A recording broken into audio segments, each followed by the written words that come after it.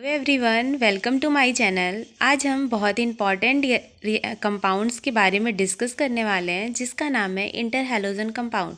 यदि आप चैनल पर नए हो तो फटाफट चैनल को सब्सक्राइब कर लो ताकि आप कोई भी नोटिफिकेशन मिस ना कर सको।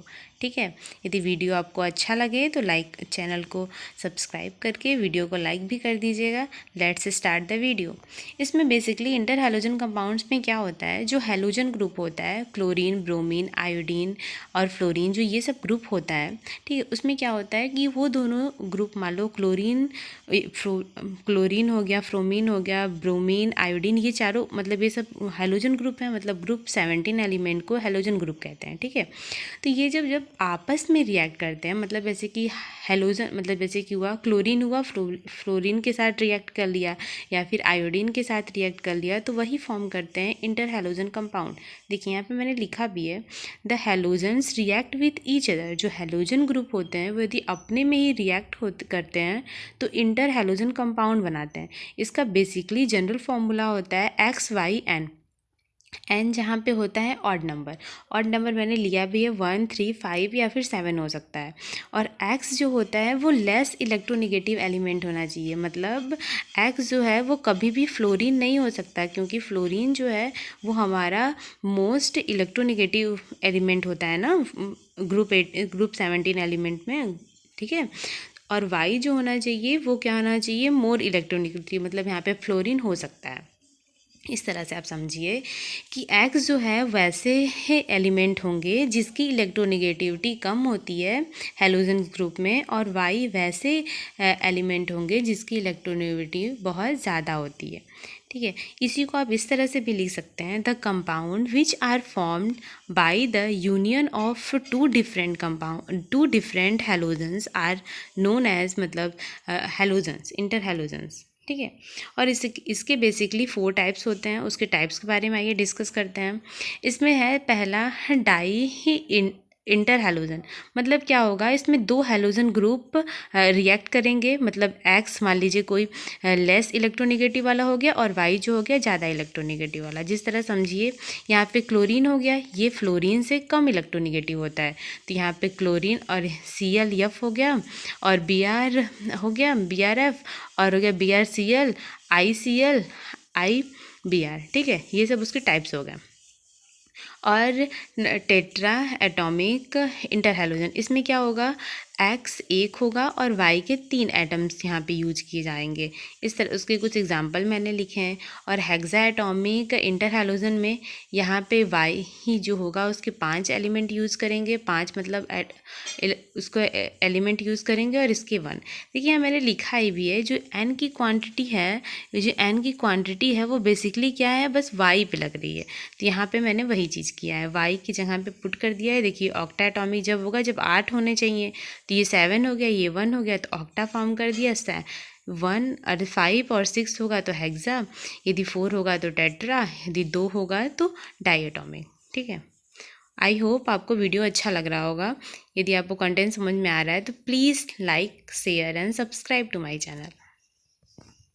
टाइप 1 को डिस्कस करते हैं, जिसमें AX टाइप था, जिसमें मैंने ये सब एग्जांपल आपको बताए थे। ठीक है। तो पहला हम ले रहे हैं ClF। इसके बैलेंस इलेक्ट्रॉनिक कन्फिग्रेशन पहले हम लिखेंगे, तो इसके लास्ट के इलेक्ट्रॉन में लिखना होता है। तो NS2 और NP5 और ND0, मतलब ये पहले ग्राउंड स्टेट में रहता है। जो हमारा ये जनरल इलेक्ट्रॉनिक कन्फिग्रेशन इस तरह से होता है। तो यहाँ पे पहले S में 2 इलेक्ट्रॉन फिल करेंगे, F में पहले 5 इलेक्ट्रॉन फिल करेंगे। हुंड रूल के हिसाब से आप जानते हैं ना, पहले सबको एक एक इलेक्ट्रॉन डिस्ट्रीब्यूट करते हैं, तब पेयरिंग करना स्टार्ट करते हैं। ये ग्राउंड स्टेट में हुआ। ठीक है। और इसकी हाइब्रिडाइजेशन sp3 होगी।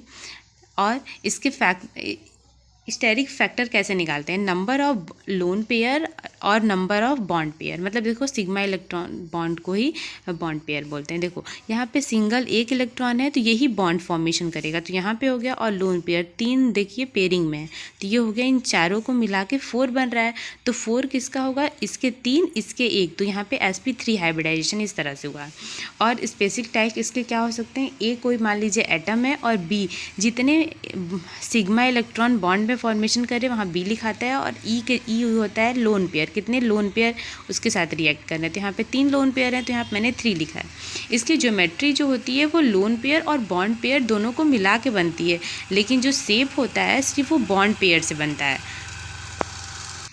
ठीक है। तो इसीलिए इसकी ज्योमेट्री जो होगी वो टेट्राहेड्रल होगी, क्योंकि sp3 जब 4 बॉन्ड फॉर्मेशन होता है तो टेट्राहेड्रल होता है।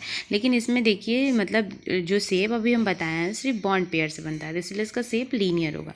तो इसका शेप कुछ इस तरह से बनेगा, ठीक है। आइए डिस्कस करते हैं नेक्स्ट टाइप। नेक्स्ट टाइप में बेसिकली था AX3 टाइप, ठीक है। तो इसके कुछ एग्जांपल हैं, मैंने सेकंड एग्जांपल उठाया और इसके बारे में अब डिस्कस किया है। तो यहाँ पे पहले बैलेंस सेल इलेक्ट्रॉनिक कन्फिग्रेशन हम लिखेंगे। तो यहाँ पे देखो, यहाँ पे क्या कर रहा है कि बॉन्ड फॉर्मेशन में यहाँ पे F3 है, तो हमको 3 ना बॉन्ड चाहिए जो Br के साथ रिएक्ट करे। तो इसको पहले हम ग्राउंड स्टेट इसका लिखेंगे, इलेक्ट्रॉनिक कन्फिग्रेशन, फिर इसी को एक्साइटेड स्टेट में ला देंगे। बेसिकली यहाँ का जो इलेक्ट्रॉन है वो डी सेप्सल में चला जाएगा।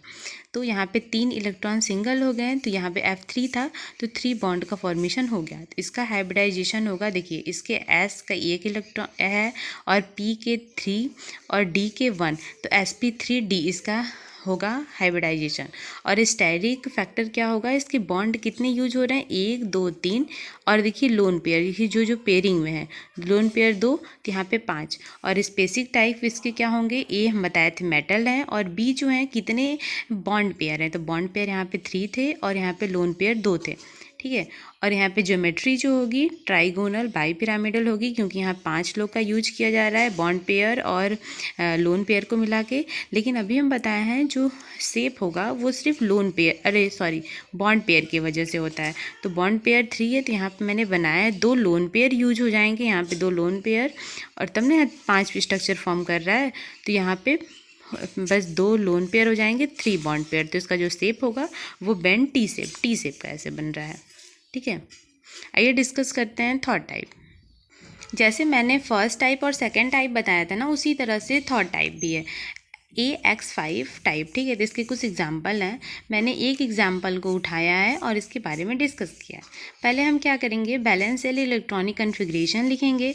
इसमें देख रहे हो F के 5 एटम को यूज किया जा रहा है ना, तो क्या करेंगे, ये दोनों को भी D सबसेल में भेज देंगे, ताकि 5 जो है अनपेयर इलेक्ट्रॉन बचे जो बॉन्डिंग में फॉर्मेशन करें, ठीक है। तो ये ग्राउंड स्टेट है, ये इसका एक्साइटेड स्टेट है। तो यहाँ पे देखो S के 1 हैं और इसके 3 और इसके 2, तो कौन सा हाइब्रिडाइजेशन होगा, sp3d2। तो यहाँ पे हाइब्रिडेशन मैंने लिखा है। और स्टेरिक फैक्टर अभी मैंने आपको बता ही चुका है, तो अच्छे से आपको आ ही गया होगा। Number of bond pair and lone pair, bond pair कितने हैं 5 और लोन पेयर 1 हैं, तो मिला के 6, और 6 होंगे। तो यहाँ पे पहले हम स्पेसिफिक टाइप्स लिख लेंगे इसका, A मेटल और B कितने बॉन्ड बना रहे हैं और कितने लोन पेयर हैं। ज्योमेट्री इसका पूरा मिला के होता है लोन पेयर और बॉन्ड पेयर का, तो इसका ज्योमेट्री होगा ऑक्टाहेड्रल। लेकिन इसका शेप क्या होगा, स्क्वायर बाई पिरामिडल। इसका शेप कुछ इस तरह से है। यहाँ पे हम सेंटर मैटर में रख देंगे, एटम को पहले उसके रख देंगे I जो था यहाँ पे देखिए, फिर उसके 5 फ्लोरीन एटम ऐड थे, तो 5 ये और 1 इसका लोन पेयर रहेगा जो कि यहाँ पे बन रहा है।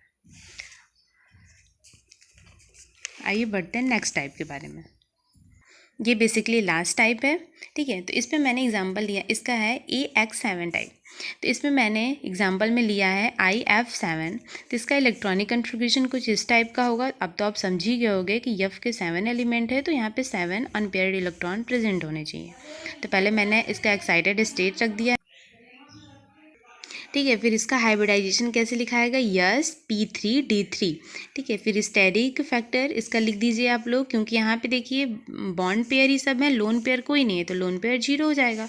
और स्पेसिफिक टाइप में AB7E0। ज्योमेट्री जो इसके होंगे वही इसके शेप भी होंगे, इसलिए होंगे क्योंकि यहाँ पे लोन पेयर अब्सेंस है। यदि लोन पेयर किसी में अब्सेंट होता है, मतलब लोन पेयर नहीं प्रेजेंट होता है, तो जो उसका ज्योमेट्री होता है वही सेम उसका शेप भी होता है। तो इसका शेप और ज्योमेट्री दोनों पेंटागोनल बाई पिरामिडल होंगे। इस तरह से कुछ इसका शेप बनेगा। बीच में इसको हम रख देंगे आयोडीन को, और मतलब सब साइड में इसके फ्लोरीन लगा देंगे, 7 फ्लोरीन को। तो इसका स्ट्रक्चर होगा पेंटागोनल बाई पिरामिडल।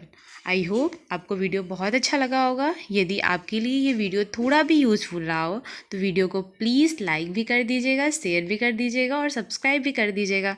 मिलती हूँ नेक्स्ट वीडियो में। Till then take care, bye bye.